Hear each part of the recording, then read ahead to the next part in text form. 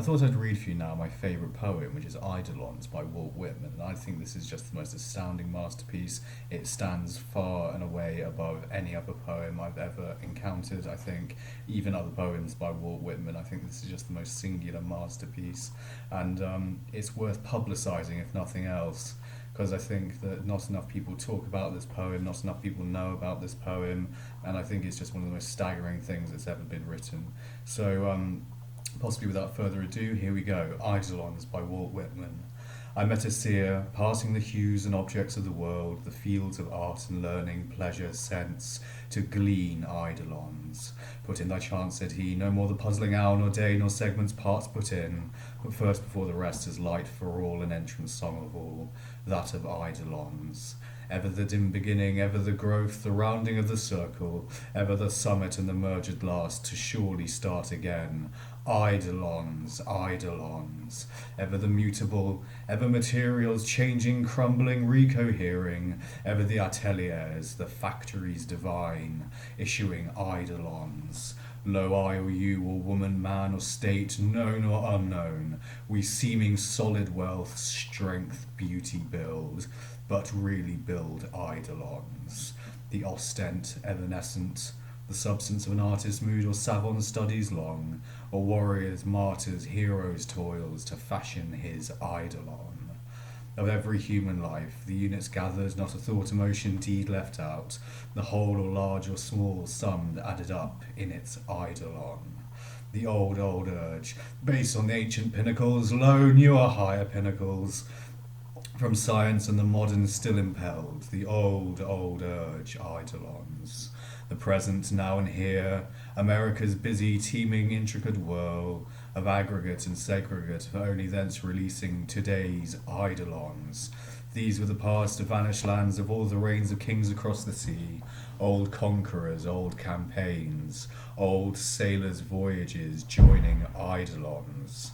Densities, growth, facades, strata of mountains, soils, rocks, giant trees, far born, far dying, living long to leave, eidolons everlasting, exalt, rapt, ecstatic, the visible but the womb of birth, of orbic tendencies to shape and shape and shape, the mighty earth eidolon. All space, all time, the stars, the terrible perturbations of the suns, swelling, collapsing, ending, serving their longer, shorter use, filled with eidolons only. The noiseless myriads, the infinite oceans where the rivers empty, the separate countless free identities like eyesight, the true realities, eidolons.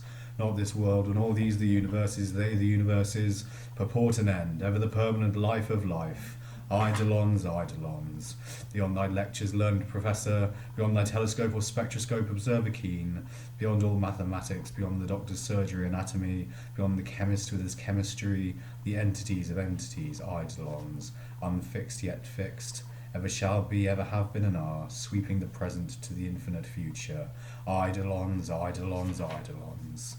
The prophet and the bard shall yet maintain themselves in higher stages yet, shall mediate to the modern, to democracy, interpret yet to them God and eidolons. And thee, my soul, joy's ceaseless exercises, exaltations, thy yearning amply fed at last, prepared to meet thy mates, eidolons, thy body permanent, the body lurking there within thy body, the only purport of form thou art, the real I myself, an image, an eidolon. Thy very songs not in thy songs, no special strains to sing, none for itself, but from the whole resulting, rising at last and floating, a round, full-orbed eidolon. Isn't that just the most amazing thing that you've ever heard? I think it's, I think that's just a perfect masterpiece, more or less, in poetry. But I don't know how it makes me feel. It makes me feel all sorts of things. I expect it's something I'll be coming back to again and again and again in my life. It's naturalistic. It's romantic.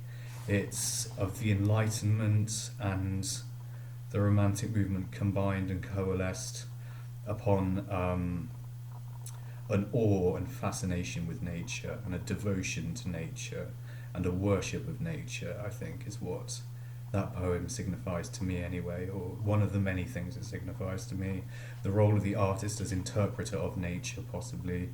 Um, yeah, it's a deep and powerful and moving influence on my own work, that particular poem, but also the rest of Walt Whitman's works, who I couldn't recommend highly enough, obviously.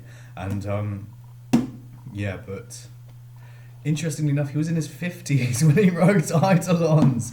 He was, yeah, of that age, and that fact gives me hope about my work for the future in poetry. Maybe I won't write my Eidolons until I'm in my 50s. And, I sort of came across Eidolons expecting this to be some sort of masterpiece that came out of him when he was in his 20s, but no, apparently not. He was in his 50s or so when he wrote it.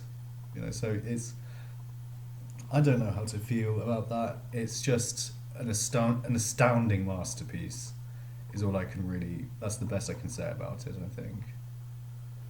Something I adore, something that's incredibly special to me, profound, deeply moving. The ostent evanescent, the substance of an artist's mood or savant studies long. I'll memorise it one day, I will.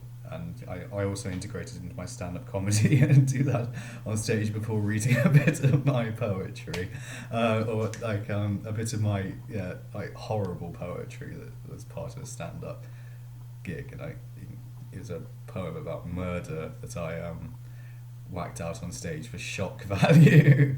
But yeah, Eidolons by Walt Whitman, in my opinion, the greatest poem that's ever been written.